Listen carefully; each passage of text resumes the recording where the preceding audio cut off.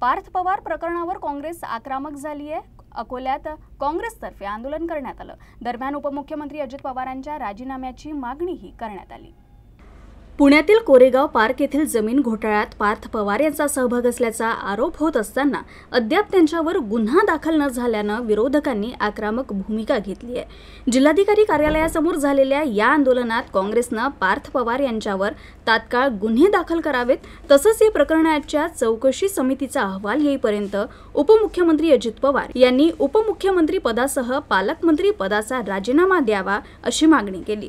दरम्यान राष्ट्रवादी काँग्रेसचे आमदार अमोल मिटकरी यांनी काँग्रेसच्या या आंदोलनावर टीका केली होती। मात्र काँग्रेसनंही मिटकरींच्या वक्तव्याला जोरदार प्रत्युत्तर दिलं।